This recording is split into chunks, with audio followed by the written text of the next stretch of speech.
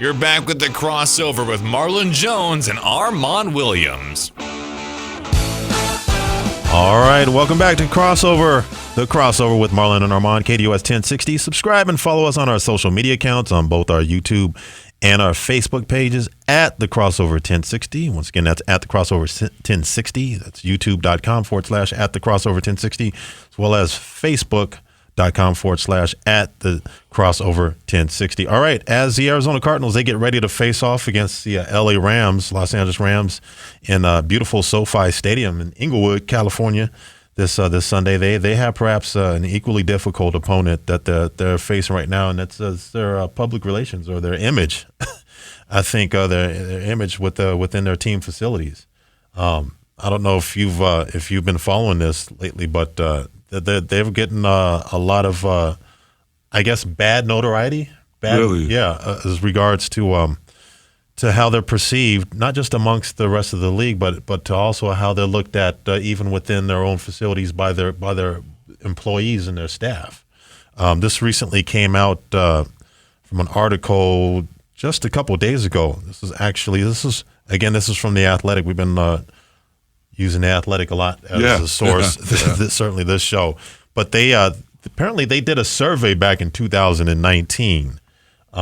They did an in-house survey with the staff and said despite their fears, some employees wrote about unpleasant encounters with the team owner, Michael Bidwell, and unwritten rules they dare not break in his presence. And it says many female employees addressed a variety of issues that made some of them feel like second-class citizens inside the building. It also mentioned that the culture was referenced in a letter by outgoing COO Ron Minigar, who delivered it to Mike Bidwell in December of 2019.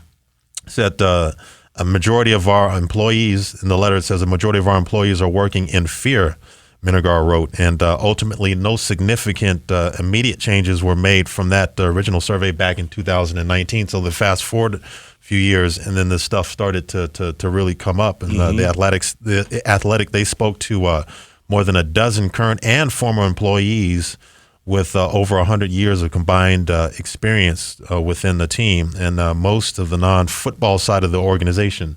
So these are people that aren't necessarily working inside the football part, as far as right. The coaching staff. These are people like in the background. These are like people of public relations, et cetera, people that are working in accounting and some of the lighter side, some of the stuff that you don't see, obviously, out there on the football field. These were primarily these employees, but all were granted an anonymity out of fear of retaliation from Mike Bidwell.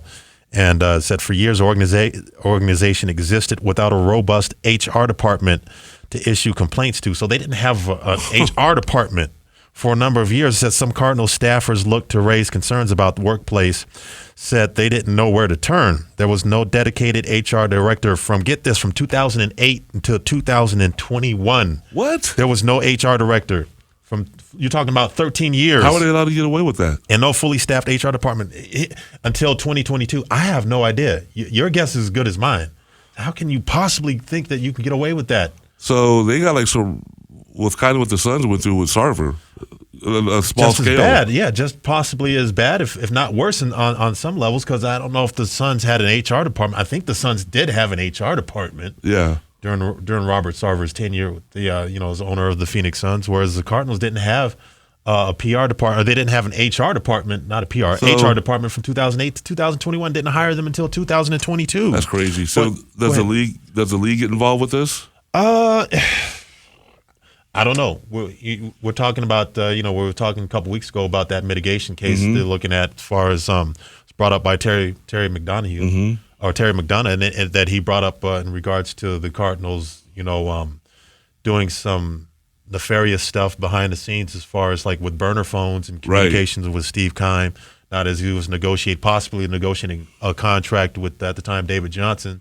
and still working on team stuff. And this was after his extreme DUI, and then they went ahead and they enforced the penalty on themselves and said he's not going to have any contact with the team. He was fined, I think, $200,000. He was supposed to have any contact with the team, none whatsoever, for about 5 weeks, for a little over a period of a month. And now Terry McDonough, he he filed an arbitration case, and he said, hey, they were doing this underneath the table, or and the Cardinals, they kind of rebutted it and said, okay, well, yeah, it did happen, but Mike Bidwell didn't know about it. And he's saying, as well as Steve Wilkes, a former head coach, the Cardinals, now defense coordinator for San Francisco 49ers, he's saying, oh, no, they definitely knew about it, and Mike Bidwell was at the head of it.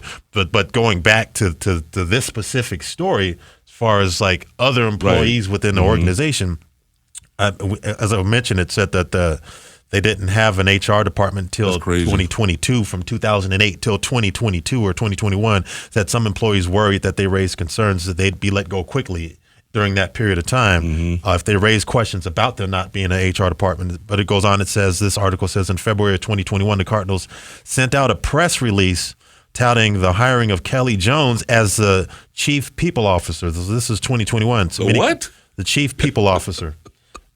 Believe it or not, there's a position. A CPO. The chief people officer. I've never heard that before. Me neither. Okay. I thought maybe it was just me. No, it's not you. I'm like, what the hell is this? But get this, Kelly Jones, who was hired in 2021 as the chief people officer, said many Cardinal staffers, they were excited about his arrival. Maybe with a robust HR department, the workplace could operate less like a mom and pop shop and more like a multi-billion-dollar company. But Jones exited after just a couple months on the job, and no explanation was given for his exit. And I went on to say Jones declined to comment when they asked him to comment. He declined to comment about his time at the Cardinals, telling The Athletic he wanted to keep that part of my career in the rear view.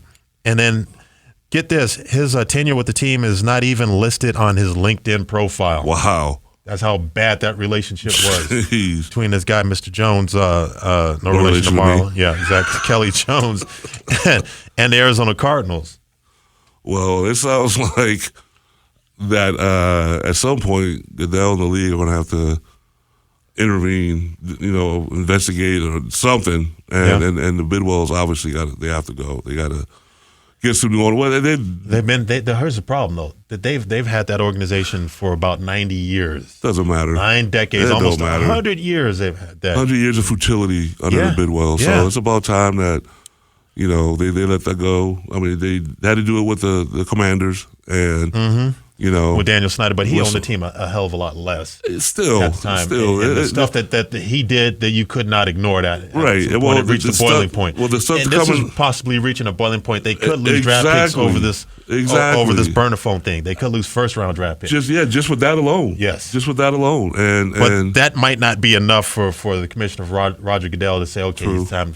Go ahead. You probably have to have something salacious like something like racism or sexism, like what happened with Daniel Snyder and the Washington Commanders, or what you had with, I think it was Jerry Richardson, the former owner of the Carolina Panthers. They got rid of him because of some sex scandal that was boiling up over there, where they had no other recourse but to go ahead and to cut him loose. Well, this explains why they have all the turnover with the coaches. This explains why, obviously, the Cardinals are mediocre. Right. It's part of it. There's more. Oh. There's more. And they estimated. But wait, there's more. Yeah, but wait, there's more. They estimated in this article that the Cardinals is still worth about regardless of how bad they've run this organization, still worth about $3.8 billion, according to Forbes. The Cardinals employ a pared-down corporate structure in contrast to other franchises and employ approximately about 140 people on a non-football side of the operations. However, and this goes into Terry McDonough's his complaint. I'm going to skip over that because we already kind of jumped into that. But let's see. All right, let's see. Okay, here's some stuff. Where do I want to go with this? 2019, after the CEO Menegard was arrested. Now, this is some incidents that Mike Bidwell, like his management style being very confrontational and very problematic. In 2019, after then the COO, Menegard, was arrested for extreme DUI, like Steve Keim. Bidwell scolded Menegard during a Mothers Against Drunk Driving presentation in the team auditorium. So he called him to the carpet, like in the middle of this drunk driving. Okay, and then this is what several employees in the audience remember Bidwell telling the manager, "I wanted to fire your ass." So he's saying that in front of everybody. Yes. He said, and then it goes on to say, don't effing do it again. This is in front of this. This is like in front of like a presentation for Mothers Against Drunk Driving. If you're looking, youngsters, if you're looking to intern, that's probably not the place. Do not go to the Cardinals. It's probably not the place that you want to be at. If you're looking to be a CPO, do not go to the Cardinals. No, it goes on. It says a few weeks before Menegar left the job in January 2020, ending a 2-decade run with the franchise. So he was there for 2 decades.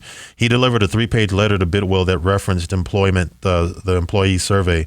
He said, we learned that a majority of our employees are working in fear, Menegar wrote to Bidwell in the letter, which was first reported on by Pro Football Talk. There are several factors, but much of this was directed at you based on the poor interactions they've had with you. What was your reaction, and what was his reaction when you saw the preliminary responses? Instead of learning or leaning into it and trying to change things for the better, you shut down the survey. You shut down the study. So he's got problems, man. Bidwell's this organization is poorly run. You can see kind of, and there's a lot more that I could get into. We don't have time. We're literally running out of time. No, not even talking about like the survey that the NFLPA took of all the NFL players and all the NFL teams, and they wound up rating or ranking the teams. Cardinals ranked second worst, only behind the Washington Commanders. Oh, yeah.